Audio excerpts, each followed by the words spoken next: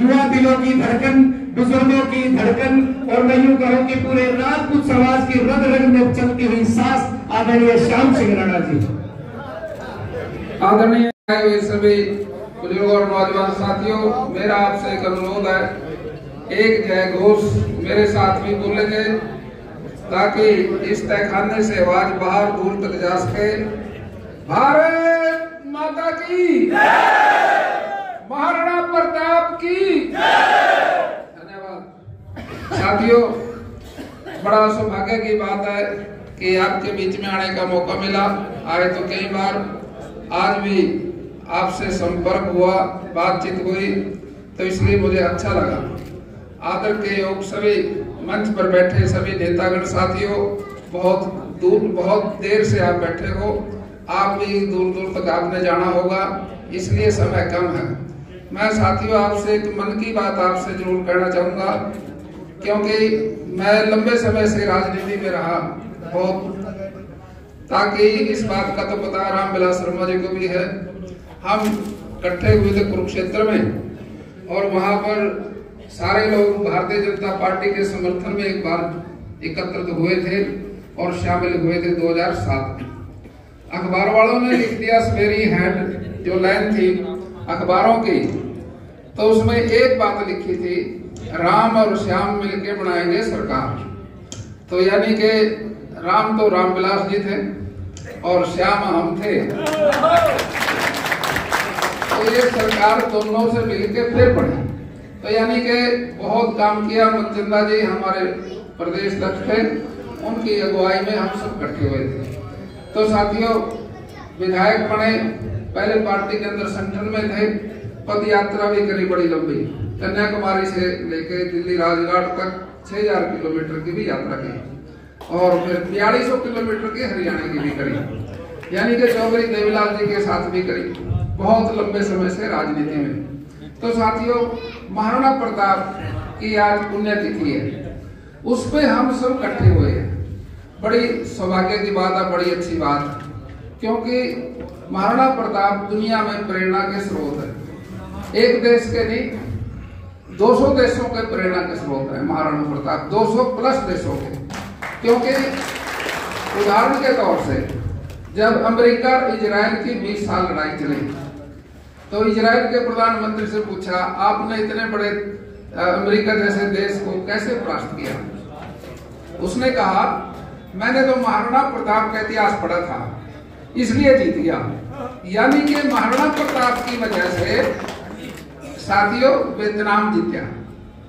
और साथियों, आजकल यूक्रेन और रशिया का युद्ध है, और यूक्रेन के प्रधानमंत्री जी क्या बोलते हैं, युगम ऐसे लड़ेंगे जैसे महाराणा प्रताप लड़े।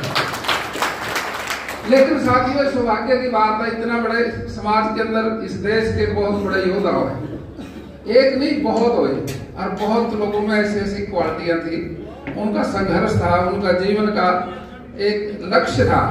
शिवाजी महाराज ने 280 प्लस लड़ाइयां लड़ी, एक भी नहीं आ रहा, तो कितना बड़ा योग्य व्यक्ति था। और साथियों, इसी तरह से महाराणा प्रताप ने भी बहुत लड़ाइयां लड़ी, वो भी कभी नहीं आ रहा। और मैं समझता हूं कि पृथ्वीराज चौहान हार गया था कि युद्ध, लेकिन चंद्रवरदाई के सहयोग से अपने विरोधी को फिर धराशायी कर दिया। यानी कि ये दुनिया में एक उदाहरण है, हार के भी जीतना, कितनी बड़ी योग्यता उन लोगों में थी। लेकिन साथियों, इन महापुरुषों की जयंती मनाते हैं, हम अनेक जगह जाते हैं, सारा दिन सारा साल फिरते रहते हैं, और कोई निमंत्रण दे देता है, उस पर निमंत्रण में चले जाते हैं। किसी ने स्कूल में निमंत्रण दिया, वहां चले गए। लक्ष्य क्या था, उद्देश्य क्या था उसका? महाराणा प्रताप जयंती मनाएंगे। हम स्कूल में चले गए, वहां देखा भी 20-25 आदमी जयंती मना रहे।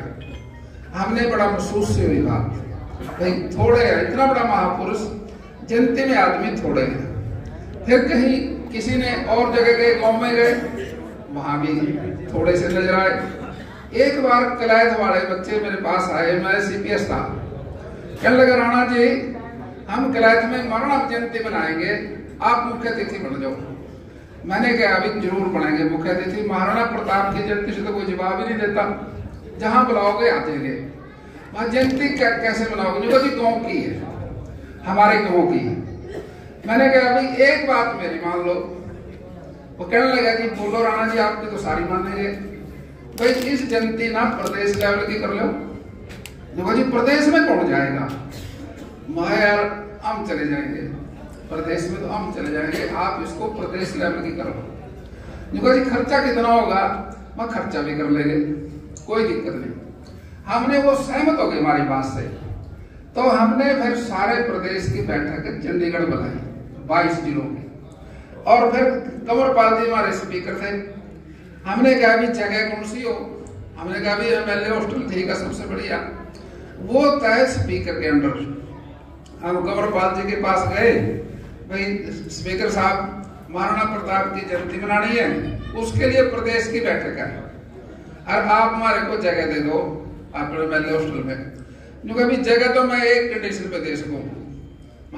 कोई कंडीशन, कोई पैसे की होगी? चल पर थे पैसे इसके। वो कहने लगा कंडीशन एक है, खाना भी मेरा, टेंट भी मेरा, कुर्सी भी मेरी। महाजिस्ते बड़ी और क्या बात होगी?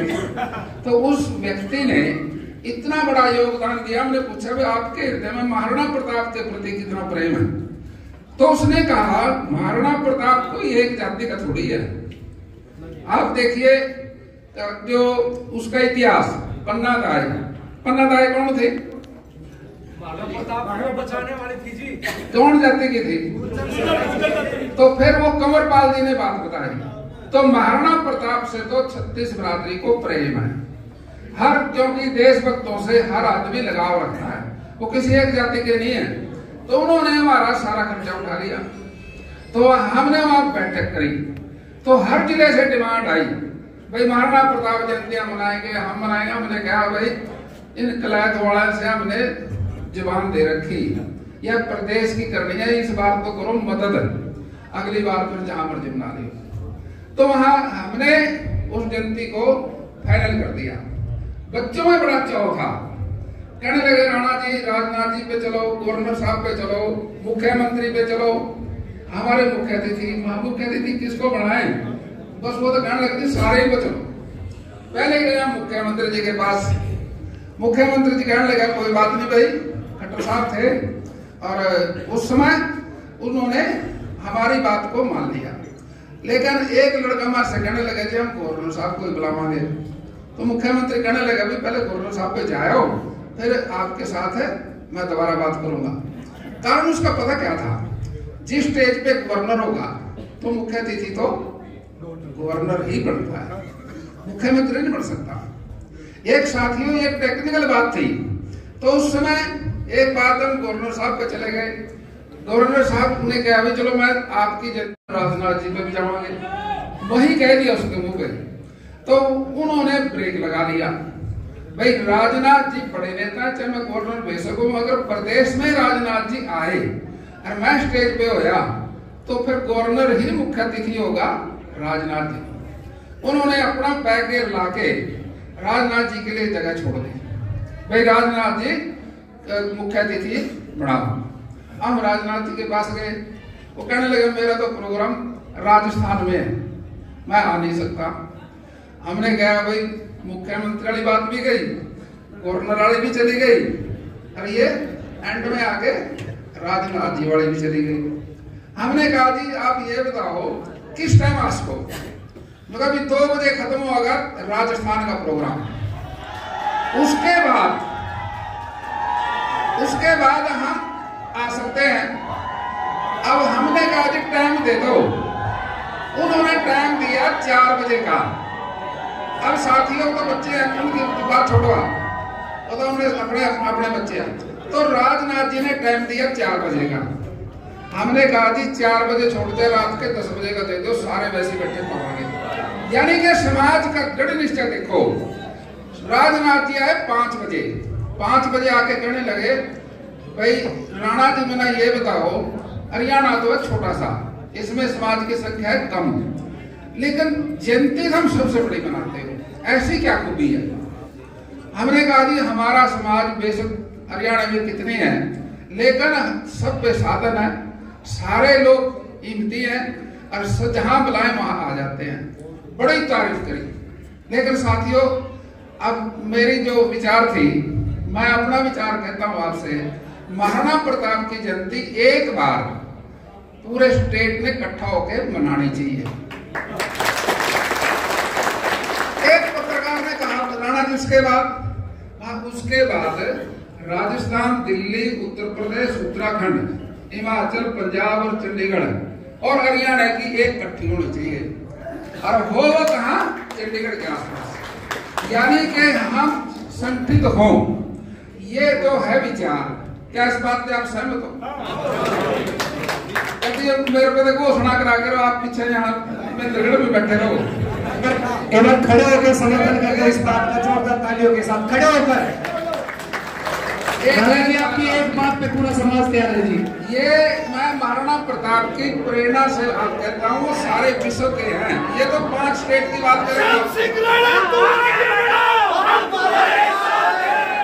तो मेरा आपसे एक अनुरोध है, हम सब साथी मिलके इस काम को करेंगे। रही बात आपके कंस्ट्रक्शन की बात, आपके ये धर्मशाला की बात, धर्मशाला एक नहीं कितनी बनवा ली हो, धर्मशाला वाला कोई रोड ही नहीं है।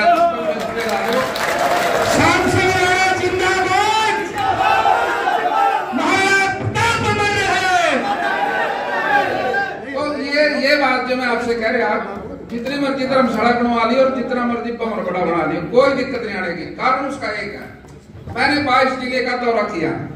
मैं पंचकुला गया, वहां भी जयंती है हमारी स्पीतों में, स्टेट लेवल की। आपने वहां आना तो वहां 20-25 आदमी सारे इकट्ठे हुए।